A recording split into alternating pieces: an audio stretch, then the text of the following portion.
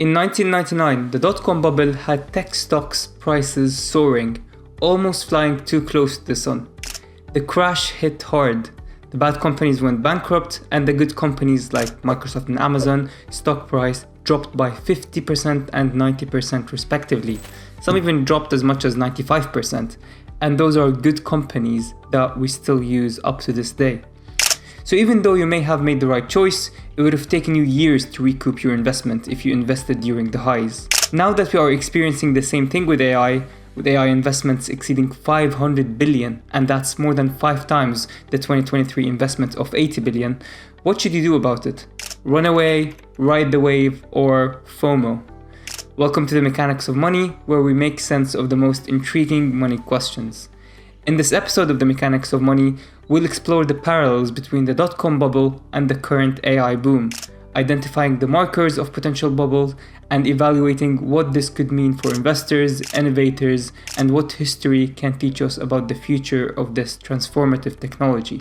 Over the past decade, AI has shifted from a niche research area that you can only see in research papers to a mainstream powerhouse that every single company CEO talks about in their earnings reports.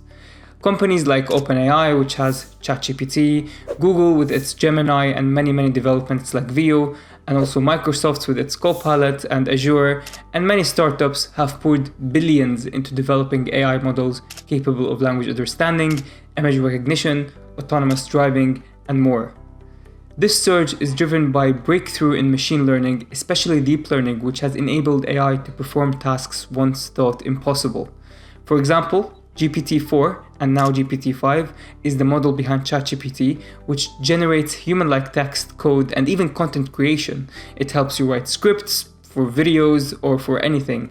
Many of the videos that you see online are now AI-powered, either through the video itself with its voice and content, or just by helping the developers or the content creators with a script so that they can actually do their research more efficiently. So AI-powered tools are transforming industries from healthcare to finance and promising efficiency and innovation. But what's fueling that rapid growth? Well, part of it is genuine technological progress, as we saw with the GPT improvements of ChatGPT and OpenAI, and many of the Azure and Google's developments that sort of helped also their stock to grow. But a significant driver is hype. A narrative that AI will revolutionize every aspect of life and business is just not true. Investors are eager not to miss out and have flooded the sector with capital, pushing valuations to sky high. OpenAI's price to sales ratio is expected to be about 40, while if you look at the large tech companies like Microsoft, Google, and Meta, you're talking about companies that have a price to sales ratio of about 10 to 15. Sure, they're not going as fast as OpenAI, but those are established, profitable companies that are still growing at double digits and are still very invested in AI. So you can see that the hype could take many of these startup companies to crazy valuations. This pattern of rapid growth, fueled by excitement and speculations, echoes the early days of the internet boom. But is this sustainable, or are we heading towards a crash? To answer that, let's rewind to the late 1990s. The dot-com bubble was characterized by a frenzy of investment in internet companies, many of which had little more than a website and a dream. Valuations soared based on future potential rather than current profits. Companies like Pets.com became household names, despite having no viable business model.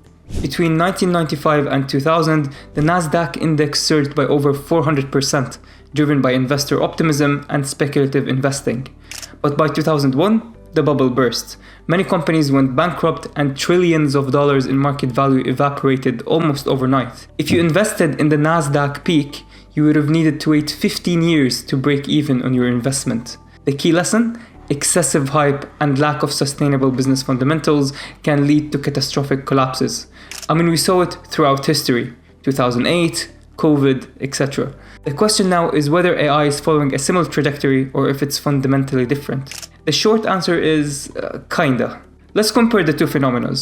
Both the internet boom and AI hype share common traits: rapid valuation increases, widespread media attention, and a surge of new investors eager to capitalize on the next big thing. And one method that I'd like to also use is if you take a cab or a taxi or an Uber and they started talking about AI, that is usually a sign of we're very close to the bubble bursting. However, there are notable differences.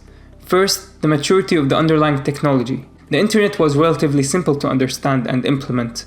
Instead of using a paper spreadsheet, you're using a digital spreadsheet that is easy to edit. However, AI involves complex algorithms and massive data requirements to implement properly.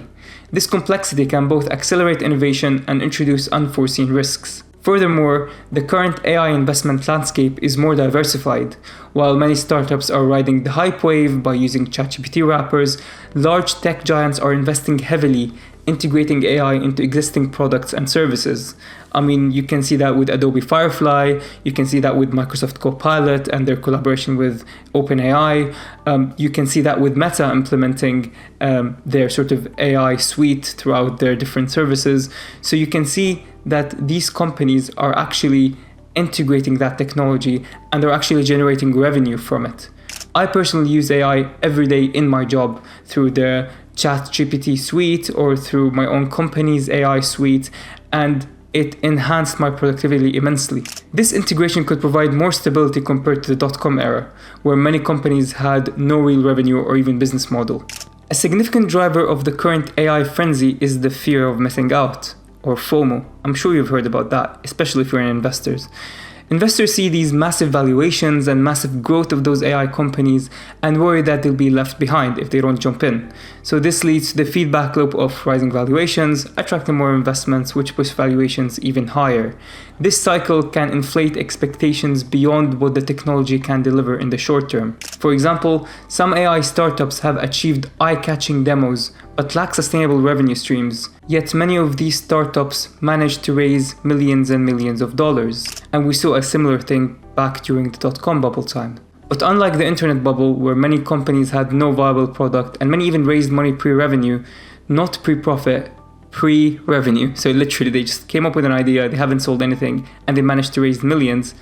Many AI companies today, on the other hand, have tangible products with some way of making revenue. Many are still not profitable like OpenAI, but at least there is a business model and you can see it becoming profitable in the future. The question is whether these products will deliver on their promises at scale or if the hype will outpace reality. If ChatGPT or OpenAI remains unprofitable for the next 20 years, then the price should ideally take a bit of a hit. Or maybe the hype will continue to carry it. You never know. If history is any guide, overvaluations can lead to a correction and should lead to a correction.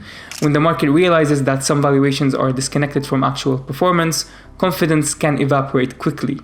This was the case in the 2000s when many internet companies failed to generate profits, leading to a sharp decline in the stock price. It can even overcorrect, and overcorrect for a very, very long time, like we saw with the Nasdaq. That includes profitable companies too. As mentioned before, Amazon stock fell 90% during that period, despite all of the metrics were heading to the right way. The revenue were growing, the profit was growing back then, yet they still saw that stock drop because the whole market was dropping and the bubble was bursting. That obviously creates an opportunity to invest, but if you invested during the highs, then you'll struggle to make a good return. In the AI sector, similar risks exist. Companies with sky-high valuations may struggle to turn their promises into profitable, scalable products. If investors begin to doubt the long-term viability of certain AI applications, a sharp sell-off could follow. One example is Adobe.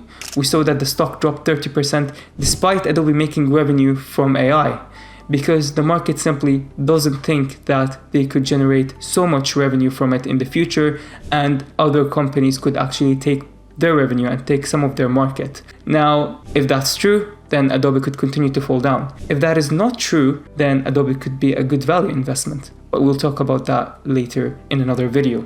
Moreover, there are broader risks. AI's rapid development raises ethical concerns, regulatory challenges, and potential misuse.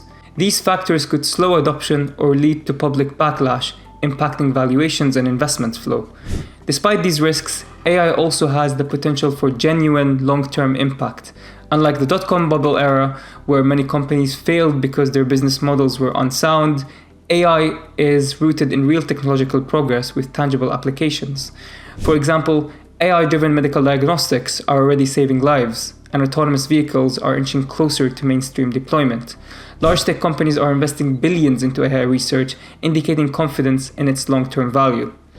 Furthermore, AI's integrations into existing industries could lead to productivity gains and new business models, much like the internet did back then. If the hype can be tempered with realistic expectations, AI could avoid the pitfall of a bubble and become a foundational technology. However, just like many AI companies succeed, many more will fail, and those failed companies could drag the successful one down for a short period of time until they prove their success and then go up again, just like we saw with Amazon and Microsoft and many of the big tech companies back during the dot-com bubble. So what can we learn from the dot-com bubble? First, skepticism is healthy. Not every company or technology that captures headlines will succeed. Second, sustainable growth depends on solid fundamentals, revenue, profitability, and real-world utility. Sure, AI is growing like crazy, but as financial analysts, we have our way to assess growth companies, and it's not just throwing money at it and praying for growth. Finally, patience is key. Technologies often takes longer to mature than hype suggests. The internet took decades to become the backbone of modern life. AI's full potential may similarly unfold over years or even decades, and this will affect your returns as an investor. I know you've heard in the news that AI is going to take over the world and AI agents are coming in the next few months to take your job. That's simply not true. And even if that is the case, because the technology is growing at a rapid rate, policies will catch up. Policies have to catch up eventually. However, when you're making your investment decisions, don't base it off that AI agents are going to take the world in the next 2 months, because you're setting yourself for disappointment. In the end, AI's current boom shares many traits with past speculative bubbles, but it also has unique strengths and challenges. While the risk of correction exists, dismissing AI as just another bubble would ignore its transformative potential. The key is to approach the era with a balanced perspective. Learn about AI, learn how to use it, because just like the internet, it is not going anywhere. However, if you are an investor, use proper financial analysis and modeling before deciding to invest. Ask yourself, are you investing emotionally or fearing of missing out, or is it a true investment that could provide a good return to yourself or your fund? Thanks for joining us on the mechanics of money. If you found value in exploring this topic, consider sharing your thoughts or questions in the comments below. Until next time.